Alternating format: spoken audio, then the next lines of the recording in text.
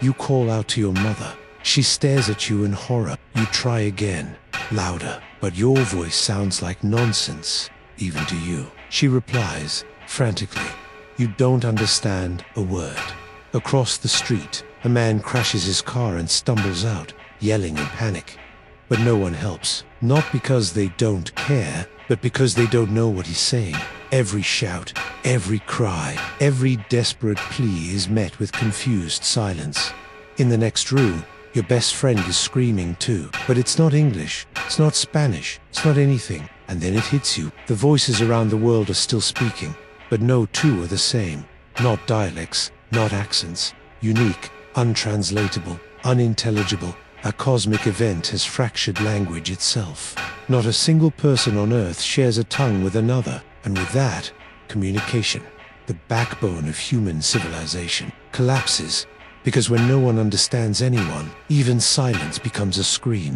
Before the event, language was the invisible thread that wove civilization together. With just words, we built empires, shared dreams, brokered peace, waged war, healed pain, passed laws, wrote stories, launched rockets, and built the digital web that connected billions. Language wasn't just how we communicated, it was how we coordinated, how we remembered, how we trusted. Everything, from ordering food to coordinating emergency response, depended on it. It was the glue holding together governments, economies, relationships, and religions. And then, one day, in an instant no one saw coming, that glue dissolved. No explosion, no fire, no warning, just a strange, universal vertigo, followed by a terrible realization. People were still talking, but no two people were saying the same thing, not even close. The phenomenon would be named the Babel Event, a cosmic disruption that instantaneously scrambled every human spoken language into a new,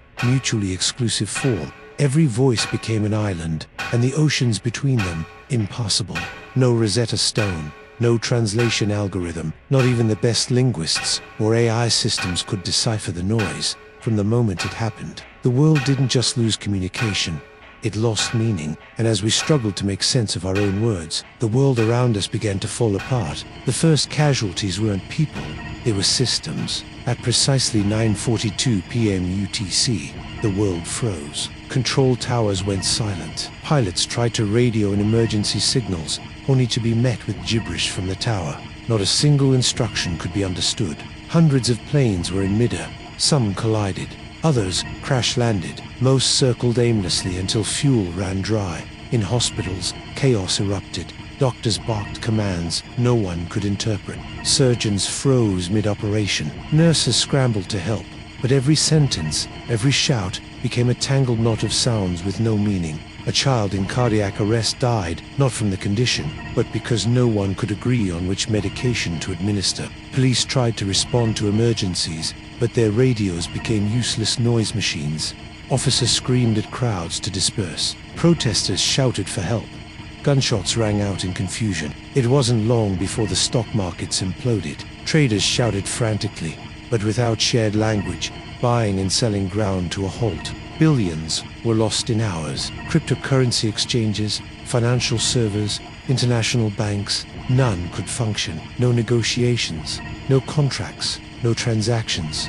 Governments tried to act. World leaders pushed emergency protocols, but they couldn't communicate with each other, or even their own advisors. Presidents and prime ministers were effectively isolated, surrounded by staff who now spoke alien tongues. Panic set in at the top as fast as it did on the streets. Religious leaders took to their pulpits, attempting to calm followers, but their sermons came out as fractured nonsense. What should have been words of peace became perceived threats. Entire congregations erupted into fear and rage. On social media, panic metastasized. Every video showed the same thing. People screaming at each other in foreign sounds, sobbing in confusion, rioting in the streets. Text posts initially helped, until people realized even their written language had changed. New alphabets, new characters. No digital translator could parse the data. Emergency alerts stopped working. 911, 112, 999, all flooded with cries for help in indecipherable tones. The world was speaking, but no one was listening, because no one could understand. And the worst part? There was no enemy to blame, no war, no weapon, just the crushing weight of miscommunication. It wasn't long before violence replaced dialogue. A car crash led to an argument, then fists, then blood. A misread signal led a soldier to fire on civilians. One misunderstanding at a nuclear facility nearly triggered a meltdown. The very thing that elevated humanity above animals, shared language, had vanished, and without it, everything else followed. But the collapse of systems was only the beginning, because when society falls, people fall harder. By the end of the first day, the breakdown was total. Hospitals, once the last line of defense, descended into surreal silence. Patients screamed in agony while doctors pointed wildly, gesturing at machines. Prescriptions, charts, none of it understood. Children watched their parents die, unable to ask what was happening. Some medical teams tried drawing symbols, others acted purely on instinct. But miscommunication turned even life-saving procedures into death sentences. In courtrooms, justice vanished. Judges and lawyers opened their mouths, and gibberish came out. Trials ceased. Inmates rioted. Guards shouted conflicting orders. Entire legal systems imploded under the weight of their own unreadable laws. Military command chains collapsed. Orders couldn't be issued. Field units went dark. Allied troops viewed each other as threats. Even the most sophisticated armies in the world became fragmented clusters of frightened individuals with guns and no leadership. Territorial misunderstanding triggered countless fatal skirmishes. Schools became chaotic daycares. Teachers broke down in tears as their students babbled at them in strange sounds. Young children, terrified, clung to their parents until even their parents' voices became foreign. News anchors tried to calm the public, but the anchors couldn't speak a common language with their own camera crew. TV stations fell into loops of static and confusion. Governments became ghost ships. Emergency cabinets met in silence. Presidents stared helplessly as translators failed. Even artificial intelligence failed to help. Every vocal interface broke the moment language mutated. No algorithm could process something that had never existed before. Across major cities, power plants, water treatment facilities, and public transit systems ground to a halt. Engineers couldn't coordinate maintenance. Metro drivers misinterpreted safety alerts. A single misheard signal on a dam's control system led to a catastrophic flood in a major city. Diplomatic relations vanished overnight. Borders sealed themselves out of fear, then violence. Not out of xenophobia, but because everyone was now a foreigner. A plane attempting an emergency landing was shot down simply because its pilots couldn't follow instructions from the tower. Religious institutions crumbled. Without sermons, scripture, or shared prayer, congregations split into splintered sects, each reinterpreting their sacred texts in new, conflicting ways. The unity of faith gave way to countless isolated versions of belief, each incompatible with the others. All it took was a single second of universal miscommunication, and society, so proud of its complexity, proved to be no stronger than the words that held it together. What remained were empty buildings, frozen systems, and a population speaking in infinite solitude. But the destruction of systems was only half the tragedy, because next came the collapse of the human spirit itself. For all its destruction, the most devastating consequence of the Babel event wasn't economic, political, or technological. It was personal. Imagine waking up next to your partner, whispering good morning, and receiving only a look of confusion. You try again, slower, thinking they didn't hear, but their response is foreign, alien, meaningless. You laugh nervously. At first, you find it cute that she talked like the girl in the movie Fifth Element, and you are waiting for clarity to return. It doesn't. Now multiply that moment across every household on Earth. Mothers can no longer soothe their crying babies. Children plead for help using sounds no longer recognizable to their parents. Friends become strangers. Lovers become ghosts. In offices, schools, homes, everywhere. People stared at each other, mouthing nonsense with growing terror. The most essential human need, to be understood, was suddenly out of reach. The first wave of exits began within hours, not from hunger, not from fear, but from a loneliness so profound it made the world itself feel like a cage, surrounded by people, yet completely and utterly alone. Mental health collapsed across every demographic. Those already suffering from isolation or depression spiraled quickly. But even the most socially stable people broke under the weight of perpetual disconnection. Therapy, counseling, crisis hotlines, gone. Entire communities stopped trying to speak. Gestures took over, but frustration grew. Simple misunderstandings led to shouting, matches then violence. A man pointing to his mouth for food is mistaken as a threat. A woman reaching out to console her friend is perceived as attacking. Everything is misread. Every interaction becomes a gamble. Trust, once the currency of relationships, becomes extinct. Religious people felt abandoned by their gods. Without prayer or scripture, many spiraled into existential terror. Was this divine punishment a cosmic test, or had the universe simply glitched and left them behind?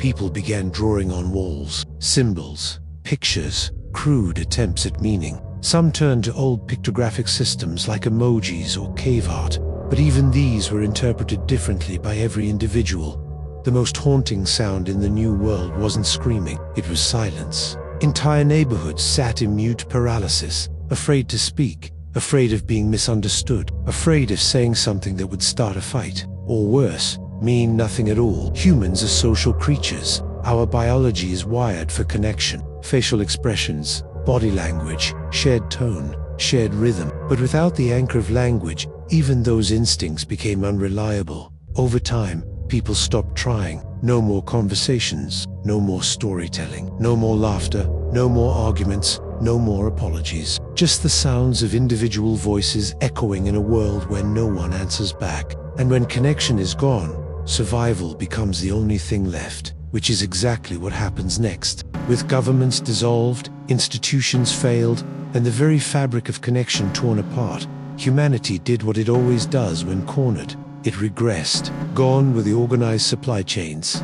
Food shipments stopped. Supermarkets were looted on the first day, but without coordination or distribution, most people didn't know where to look next. The shelves emptied fast, and then hunger set in. Cities, once technological marvels, became dead zones. Massive populations with no access to information, no instructions, and no ability to share strategies. Desperate crowds attempted to form queues outside aid stations. But even those efforts fell apart when arguments over resources devolved into violence. Simple negotiations became impossible. Bartering failed when no one could agree on value. And so, people stopped trying to cooperate and started competing. Survival became solitary. Families retreated into barricaded homes. Neighborhoods turned on each other. In some cases, entire city blocks were set on fire not from malice, but from misunderstanding, a warning gesture mistaken as a threat, a hand reaching for help met with a blade. In rural areas, small communities fared slightly better, but not for long. Farming requires communication about weather, planting, rotation, storage. Without it, mistakes piled up. Fields were overworked or neglected. Livestock were mismanaged. Tools broke, and no one knew how to explain the repairs. With no spoken language, the human diet regressed as well. People hunted, gathered, or stole whatever they could see others consuming. Trial and error replaced nutrition science. People died from poisoning, allergic reactions, or simply eating the wrong kind of berry. The internet still existed. Servers ran, but it was useless. No one could search. No one could post. The web was now a library written in millions of separate tongues. Shelters became primitive. Architecture devolved. Without shared designs or instruction, buildings collapsed mid-construction. Communities used instinct, mimicking nature. Caves, lean-tos, mud huts. Cities decayed while forests reclaimed their space. And yet, even in the ashes, sparks of adaptation began to glow. Small proto-tribes formed, sometimes by luck, sometimes by shared survival needs. Within these groups, crude systems of visual symbols emerged. Not language, not yet, but patterns. A circle scratched into bark meant food. 4 stones stacked outside a camp might mean danger. Gestures became ritualized. Sounds gained context through repetition. But each tribe's system was unique, just like their voices. What meant safe to one group meant attack to another. Misunderstandings between groups led to instant hostility. Trade failed. Alliances collapsed before they formed. Isolation was survival, but it also froze innovation. The great cities of the world, once glowing with knowledge and possibility, now lay in ruin. Skyscrapers stood empty, satellites orbited without purpose. The age of information had ended. The age of instinct had begun. Yet, even in the dark, humans cannot help but create.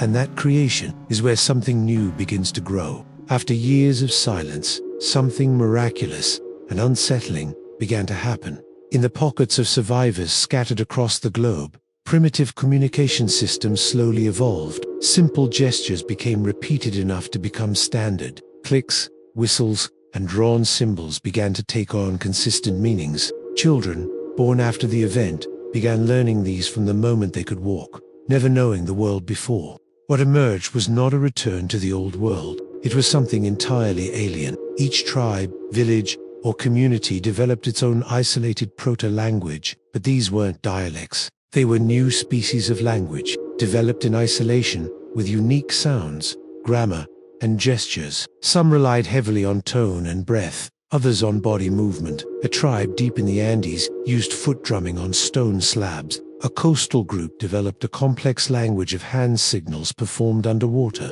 In the absence of outside influence, these new cultures blossomed like wildflowers, strange, beautiful, and utterly incompatible.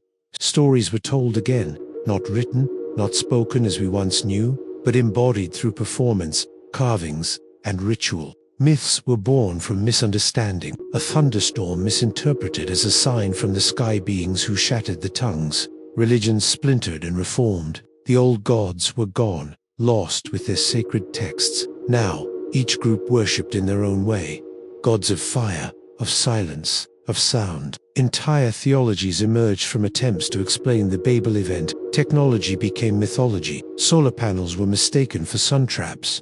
Phones became sacred stones. Old screens were passed down like holy relics, worshipped, feared, or dismantled for parts, without the ability to pass down instructions in a standardized way. The few who remembered the old world died with their knowledge. Medicine regressed to herbs and trial by injury. Science became taboo in some groups, associated with the collapse. In others, fragments of scientific reasoning remained, but heavily distorted through time and translation. Attempts to re-establish global connections failed. When two tribes met, they could not understand each other's language, customs, or gestures. The slightest misstep triggered violence or retreat. In a few rare cases, hybrid pidgin languages developed, but they were fragile, temporary, and localized. No universal translator could exist anymore. The diversity was too extreme, too rapid, too disconnected. Humanity had undergone a kind of linguistic speciation, like evolution, fracturing one species into many. But instead of biology, it was language, and with language, culture followed. Earth was no longer a single world. It was 1,000 islands of meaning, drifting further apart with each generation. But as these new tribes thrived in isolation, one haunting question echoed across the ruins of the old world. Why did it happen? In the silence that followed humanity's collapse, one question lingered louder than all others.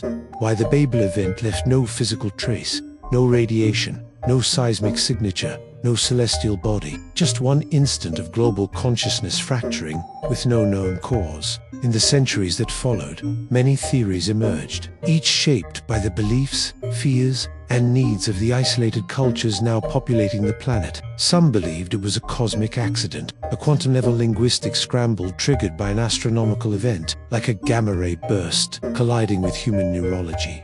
A glitch in the fabric of cognition, an echo of some celestial reset. Others thought it was the final product of human technological overreach, a super AI experiment gone wrong, a global language model that consumed all known data and collapsed under its own weight, fracturing our shared comprehension in the process. An untraceable signal, buried in code, that rewired our brains without anyone noticing until it was too late. A more spiritual view claimed it was divine punishment, a reversal of the original Tower of Babel myth. Humanity, having conquered nearly every boundary, space, genetics, even death, had grown arrogant. In their pride, they forgot the one thing that made them human, the ability to share meaning. And so, something higher took it away. There were darker speculations too, that we were part of a simulation, a test for an alien civilization, or a metaphysical experiment run by cosmic observers. And the event, a way to observe what happens when social cohesion is torn away,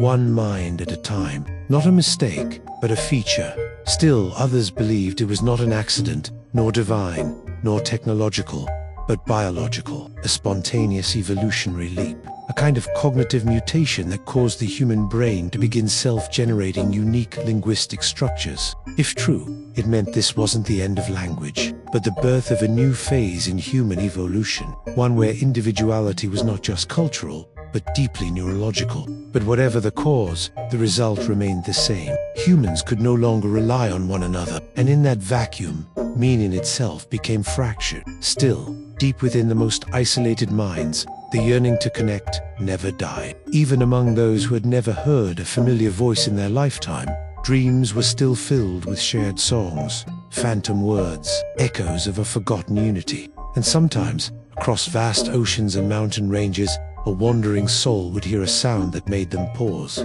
A word that felt familiar, a tone that stirred something ancient and collective, a moment of recognition, so fleeting, so fragile, that it could almost be mistaken for hope. And in that glimmer of hope lies a question. What happens if someday someone speaks a word that everyone understands? Imagine walking alone through the ruins of the old world. A world once held together by speech, now shattered into endless islands of misunderstanding. And then you hear something. A voice. Just a single word. But somehow, it cuts through the noise. It doesn't sound like yours. It doesn't sound like the thousands of other meaningless voices you've heard. It sounds familiar. Your heart skips. You turn. And for the first time since the event, you understand. In that moment, everything changes. Is it the beginning of a new global language, a second chance at civilization entirely? Or is it something else, a trap, a signal, or a new phase of evolution? Because in a world where no one was meant to understand anyone, what happens when someone finally breaks the silence? And more importantly, what does that voice want from you? If this haunting vision of a language-shattered world made you stop and imagine the unthinkable, then it's time to subscribe for more high-concept, mind-bending what-if realities. Like the video if it made you rethink the power of communication. And comment below, how would you survive if no one, not even the person next to you, could understand a single word you say?